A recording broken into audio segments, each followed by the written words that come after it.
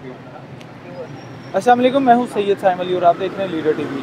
अच्छा, यहाँ पर जो प्रोटेस्ट हो रहा था HSN कॉलेज के हवाले से, कुछ चीज़ें जो हमें जानने की ज़्यादा ज़रूरत है वो अहद चीमा साहब जो हैं उनके बारे में। क्या कई लोग यहाँ पर ये बात कर रहे हैं कि वो मुस्तहिक हैं और कई लोग कहते हैं यार ये बड़ा अमीर आदमी है। जानते हैं वो है कौन है? अस्सलाम वालेकुम सर, वो अमीरों की लिस्ट में सबसे नीचे हैं और इंतहाई मुस्तहिक आदमी हैं, क्योंकि उन्होंने कुछ गरीब आदमी है। अगर वो एप्लीकेशन में कोई चीज़ दे भी रहा है फीस के लिए, तो मुझे लगता है फीस उसकी कर नहीं देनी चाहिए। सर, फीस उसकी माफ़ कर देनी चाहिए, बल्कि उसके घर राशन भी भेजना चाहिए। मैं chief minister, honourable chief minister Maryam Nawaz sahiba से रिक्वेस्ट भी करूँगा और मैं उनको लेटर भी लिखूँगा कि जो ये रमज़ान निगहबान पैकेज है उसमें से भी रोज़ाना जो है एक थैला इनके घर भेजें ताकि वो कुछ खा सके, कुछ बेच के अपना गुजर मिल रहा कुछ अपना। सर, नई गरीबों को मिल रहा ना, क्योंकि इन जैसे गरीब बड़े बैठे हुए हैं, ठीक है, इनको मिल सके। एक्चुअली जो टॉप हायरार्की है ना, जो पाकिस्तान की ब्यूरोक्रेसी है,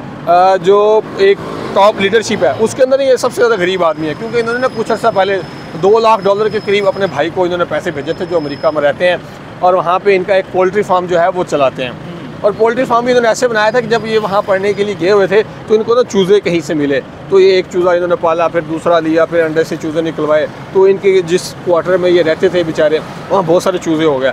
तो अमेरिका की हुकूमत ने फैसला किया कि यार ये बड़ा शौकीन है, ये जानवर से प्यार करता है, तो उन्होंने इनको जगह भी दे दी, मशीनरी भी दे दी। तो अब माशाल्लाह बहुत बड़ा पोल्ट्री फार्म है वहाँ पे फिर इन्होंने प्लाट्स भी ले लिए। फिर लाहौर कंटोनमेंट के अंदर भी इनके प्लाट्स हैं, लाहौर DHA के अंदर भी इनके प्लाट्स हैं, बुरेवाला के अंदर इनके पेट्रोल पम्प्स हैं, DG खां के अंदर इनकी ज़मीनें हैं। और पता नहीं, ये वो चीज़ें मैं बता रहा हूँ जो डिक्लेयर हैं 2017 में इन्होंने की थी अपने इलेक्शन की प्रोफाइल सबमिट करवाते हुए। FBR को जो इन्होंने टैक्स रिटर्न जमा करवाई थी उसके अंदर थे, इलेक्शन तो बाद में लगा। तो इंतहाई गरीब आदमी है। और गवर्नर साहब का मैं बेहद ममनून और मशकूर हूँ कि उन्होंने एक गरीब आदमी की इस्तिताअत के ऊपर फ़ौरन से अमल किया, और जो एक बाहर से एक टीचर आए हुए थे उनको जलील और रुसवा किया, उनको प्रेशराइज़ किया, इतना ज़्यादा प्रेशराइज़ किया कि वो दिल बर्दाश्त हो कि उन्होंने अपना इस्तीफ़ा दे दिया।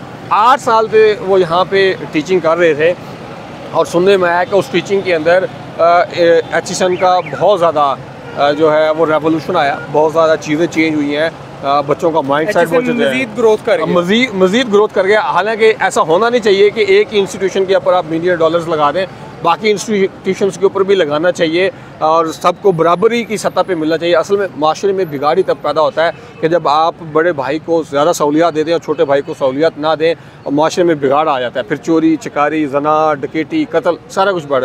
और हमारा माशरा जो है इस वक्त पस्ती की इंतहा को है। और फिर ये भी कहा जाता है कि हमेशा वही कौमें तरक्की करती हैं, वही कौमें फलाह और बहबूद पाती हैं जो अपने उस्ताद कराम की इज़्ज़त और तकरीम करती हैं। अब आप ये देखें कि हम अपने उस्ताद कराम की कितनी इज़्ज़त और तकरीम करते हैं, ये आपने देख लिया। यहाँ पे गवर्नर हाउस के बाहर, CM हाउस के बाहर अगर हमारे उस्ताद कराम तनख्वाह लेट मिलने की वजह से, या प्रमोशन के कम ना होने की वजह से, या ट्रांसफ़र ना होने की वजह से एहतजाज करते हैं, तो हमारे यहाँ हमारी बेचारी सादा लो पुलिस को ज़बरदस्ती डरा धमका के उनके ऊपर डंडे बरसाए जाते हैं। अच्छा, उनके लास्ट टाइम जब हुआ था तो बहुत ज़्यादा मारा भी था उन लोगों को। बड़ी बड़ी दाढ़ियाँ, सफ़ेद दाढ़ियाँ, उनको मारा घसीटा गया।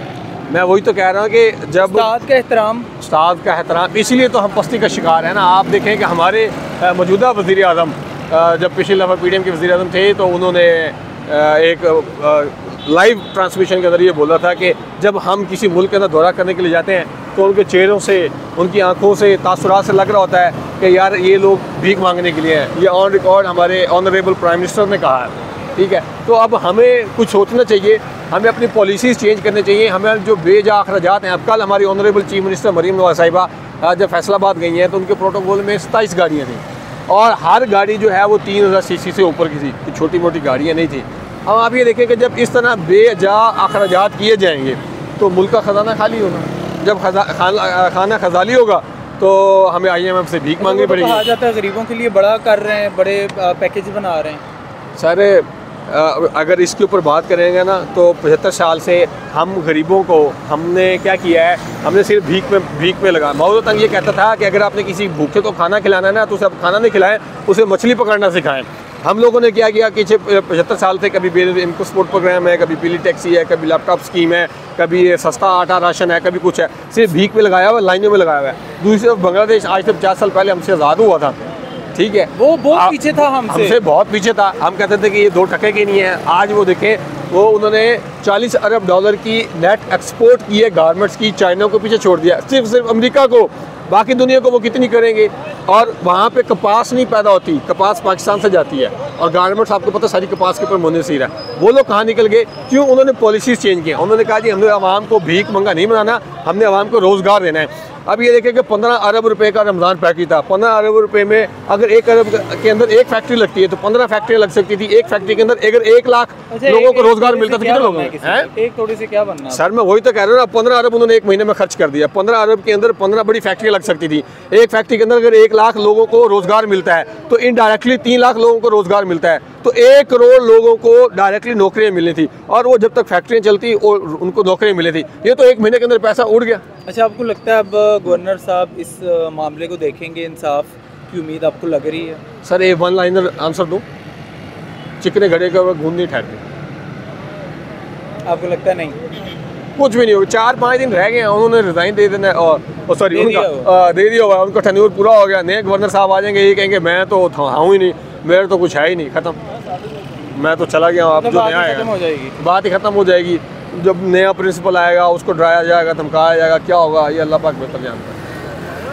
अच्छा, इनके बारे में आप बता रहे थे कि मजीद इनके ये करोड़पति आदमी है, एक करोड़पति अरबपति। देखें, शान में गुस्ताखी नहीं करें आप, आजिम साहब की शान में गुस्ताखी नहीं करें। वो अरबपति गरीब आदमी है, करोड़पति गरीब होता है, तो बहुत गरीब होता है। गरीब आदमी के 2 बच्चे, 30 लाख की उनकी फीस, और 30 लाख के लिए पूरे एचईएसएन के जो मेन एचईएसएन को नहीं, उन्होंने पूरे के पूरे सिस्टम को हिला के रख दिया 2 बच्चों की वजह से। 2 बच्चों की वजह से। तो देखें, क्या ऐसा होता है कि पाकिस्तान के अंदर 2 बच्चों की वजह से एक शख्स पूरे सिस्टम को हिला सकता है? सर, एक मैं आपको और भी वाक़या सुनाऊंगा, लेकिन ये नाअहली की बेज़ाब्तियों की इंतहा दर्जे की हाल है। हज़रत सल्लल्लाहु अलैहि वसल्लम ने फरमाया था कि खुदा की कसम अगर मोहम्मद की बेटी फातिमा भी चोरी करती तो उसके भी हाथ काट देते। हमारे जो साबका वज़ीर ख़ारजा है ना, ये 8 साल के थे, इनकी बर्थडे मनाई जा रही थी बीच के ऊपर, बीच से भी आगे समंदर में क्रूज़ लगा हुआ था, इंटरनेशनल मीडिया भी, सफ़ीर भी, पॉलिटिशियंस भी, बड़े बड़े ब्यूरोक्रेट्स भी बैठे हुए थे। तो हमारे वज़ीर ख़ारजा साहब कहते हैं, बचपन में 8 साल की उम्र थी, तो मैंने तो बंदर का तमाशा देखना है। अब उनके वालिद मोहतरम मौजूदा वज़ीर आज़म साहिबा वो कह रही हैं कि बेटा केक काटो, सारे मेहमान वेट करें। नहीं जी नहीं, मैंने बंदर का तमाशा देखना है। सर, कराची एयरबेस से हेलीकॉप्टर उड़ाया गया, सिंध के अंदर एक बंदर वाला ढूंढा गया, उसको हेलीकॉप्टर पे वहाँ लाया गया, वो डुगडुगी से उसने, हमारे वज़ीर ख़ारजा साहब ने वो तमाशा देखा, उसके बाद केक काटा।